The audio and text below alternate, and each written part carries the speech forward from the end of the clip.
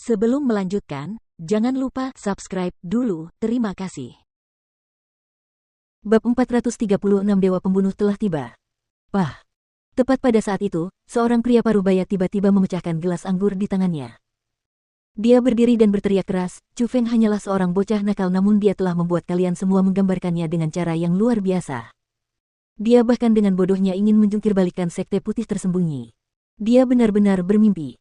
Dari apa yang kulihat, semua rumor tentang Chu Feng itu tidak masuk akal. Pokoknya, aku tidak percaya. Seorang bocah nakal yang baru berusia 16 tahun dan seorang gadis yang baru berusia 15 tahun mampu menjungkirbalikkan sekolah Dewa Api yang terkenal itu. Dan makam leluhur sekolah Dewa Api bahkan digali. Itu omong kosong belaka yang lahir dari ketiadaan. Semua itu omong kosong. Pria parubaya itu tampaknya telah minum terlalu banyak, menyebabkannya mabuk dan gila. Benar sekali. Erniu, kau benar. Chu Feng itu anak nakal. Bagaimana dia bisa sekuat Erniu kita? Ayo minum, ayo minum. Menghadapi situasi itu, semua orang juga tertawa terbahak-bahak. Orang-orang di sana awalnya adalah sekelompok sampah rendahan sehingga meskipun mereka memiliki kultivasi yang baik, mereka tetaplah orang-orang tercela yang melakukan segala macam kejahatan. Mereka tidak punya aturan apapun, dan mereka hanya menekankan kebahagiaan. Mereka akan melakukan apapun yang mereka inginkan untuk menjadi bahagia, jadi tentu saja, mereka tidak akan berdebat karena Chu Feng. Sebaliknya, mereka setuju dengan Erniu dan mulai menghina Chu Feng. Benar sekali. Jika Chu Feng berani muncul di hadapanku, lihat saja bagaimana aku akan menghadapinya. Aku akan menghajarnya sekeras-kerasnya sampai dia tidak akan mengenali ayahnya sendiri. Sialan, bahkan bocah nakal ingin memiliki kekuatan yang menantang surga. Dan melihat orang-orang setuju dengannya, pria bernama Erniu menjadi lebih percaya diri saat dia berdiri di atas meja dan mulai membual dengan keras. Apakah ada yang pernah melihat Chu Feng sebelumnya? Tepat pada saat itu, Yan Yang Tian, yang duduk di kursi utama dan tidak mengatakan apapun untuk waktu yang lama, berbicara. Tidak juga. Kerumunan itu menggelengkan kepala secara bersamaan. Kepala Sekte Yan, kau tidak akan pernah melihatnya, kan? Ya. Kepala Sekte Yan, ku dengar kau berasal dari Provinsi Azure, kan? Mungkinkah kau pernah melihat Chu Feng? Mereka bertanya dengan rasa ingin tahu. Tentu saja aku pernah melihatnya sebelumnya. Ketika aku pertama kali melihat Chu Feng, dia masih bocah Origin Realm, tetapi saat itu, dia sudah bisa dengan mudah membunuh orang di Profound Realm. Jadi, aku akan mengatakan ini kepadamu. Jangan pernah meremehkan Chu Feng karena dia benar-benar memiliki kemampuan untuk menentang akal sehat seperti yang ada dalam rumor. Lagi pula, bocah itu sangat kejam. Dia berani melakukan apa saja, dan orang-orang yang membuatnya marah tidak akan berakhir baik. Misalnya, kata-kata yang baru saja kau ucapkan. Jika dia mendengarnya, itu sudah cukup untuk mengakhiri hidup kalian yang lemah. Yan Yang Tian berbicara dengan sungguh-sungguh. Nada bicara itu, tatapan mata itu, seolah-olah dia sudah melihat penampakan kematian mereka yang menyedihkan. Tiba-tiba, seseorang menelan ludah karena ketakutan dan yang lainnya juga tidak sedikit pun merasa takut. Bahkan Erniu berdiri di tempatnya dan tidak berani bergerak lagi. Itu karena dari semua orang yang ada di tempat kejadian, Yan Yang Tian bisa dikatakan sebagai yang paling bergengsi, dan Yan Yang Tian juga berasal dari Provinsi Azure. Jadi, menurutnya, orang-orang di sana cukup mempercayai mereka. Jika dia mengatakan Chu Feng sekuat itu, mereka akan sangat percaya bahwa Chu Feng benar-benar sekuat itu. Haha, bercanda. Bagaimana mungkin aku bisa bertemu Chu Feng? Meskipun Provinsi Azure tidak terlalu besar, tapi juga tidak kecil. Ketika aku berada di Provinsi Azure, aku berkultivasi dalam pengasingan sepanjang hari dan aku sangat rendah hati. Aku belum pernah bertemu Chu Feng. Melihat suasana yang agak dingin, Yan Yang Tian tiba-tiba tertawa terbahak-bahak. Haha, ketua sekte memang ketua sekte. Lelukonmu membuat kami semua takut. Ayo, mari kita minum, mari kita minum.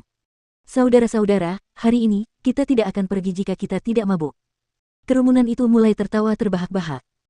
Saat mereka minum dan kegembiraan mulai menguasai pikiran mereka, beberapa orang mulai berhenti mengendalikan diri dan sifat serigala mereka meledak di istana. Beberapa orang mengulurkan tangan jahat mereka ke arah rakyat jelata wanita. Meskipun beberapa wanita tahu bahwa orang-orang itu kuat, dan bersedia mengikuti mereka karena mereka tahu bahwa mungkin itu bisa membuat mereka melewati hari-hari mendatang dengan baik dan menikmati kekayaan besar, ada beberapa wanita muda yang bingung yang tidak ingin kehilangan tubuh mereka karena itu. Jadi, mereka melakukan segalanya untuk melawan, tetapi bagaimana mungkin mereka bisa mengalahkan orang-orang itu? Jadi, di dalam istana, adegan kekerasan terjadi dan sifat serigala meledak. Erniu itu yang paling bejat. Dia tidak mau perempuan dewasa, dan dia hanya bermain dengan yang belum dewasa. Dia bahkan sudah mempermainkan 3 perempuan muda sampai mati, tetapi itu tetap tidak memuaskannya. Akhirnya, dia mengalihkan pandangannya ke perempuan muda yang tampak sangat mirip dengan Eria. Haha, sayang, ayo. Biarkan Master Erniu menunjukkan kepadamu seperti apa pria sejati itu. Erniu menerkam ke arah wanita muda yang tampak mirip dengan Eria. Tidak. Aku mohon padamu, lepaskan aku, lepaskan aku.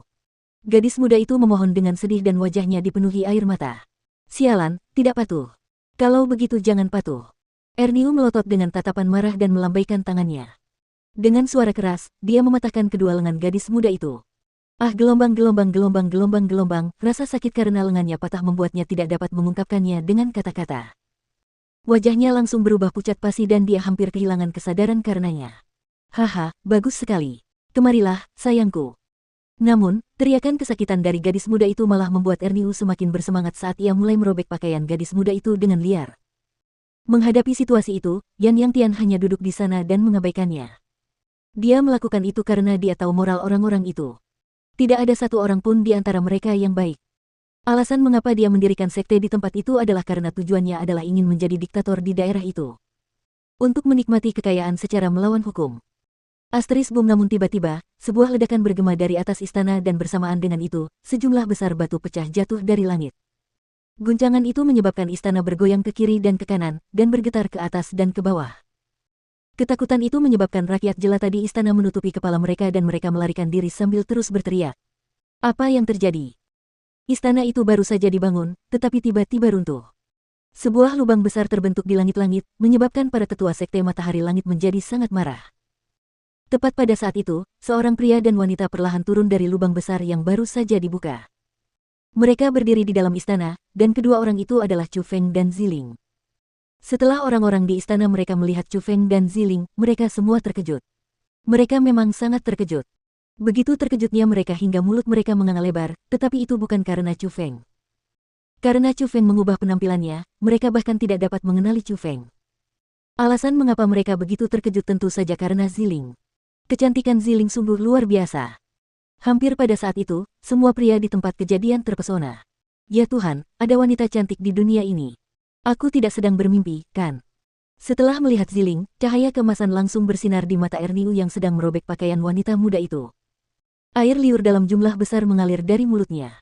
Dia berdiri, dan ingin mengulurkan tangan jahatnya ke arah Ziling. Sial, kita hampir terlambat.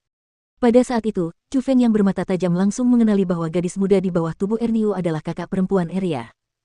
Wajahnya terlalu mirip dengan Eria dan dia sama sekali tidak mungkin salah. Saat ini, wajah gadis muda itu dipenuhi air mata dan pakaiannya hampir semuanya robek. Bahkan lengannya patah dan dia melolong kesakitan. Namun untungnya, dia menjaga kesuciannya dan dia tidak dinodai oleh Erniu. Namun meski begitu, tindakan Erniu benar-benar menyulut amarah Chu Feng. Asteris suara mendesing. Tanpa berkata apa-apa lagi, Chu Feng melompat, lalu bergegas ke arah Erniu dan menendang. Kakinya kemudian mendarat di bawah selangkangan Erniu. Kekuatan kakinya dahsyat, ia langsung mematahkan ketiga kaki Erniu, sehingga tubuhnya terbagi menjadi 4 bagian. Ah, gelombang, rasa sakit karena tubuhnya yang terfragmentasi menyebabkan Erniu menjerit kesakitan saat ia mulai berguling-guling di tanah sambil menjerit. Darah berwarna merah darah ada di mana-mana karena dirinya, dan itu menyeramkan dan menakutkan.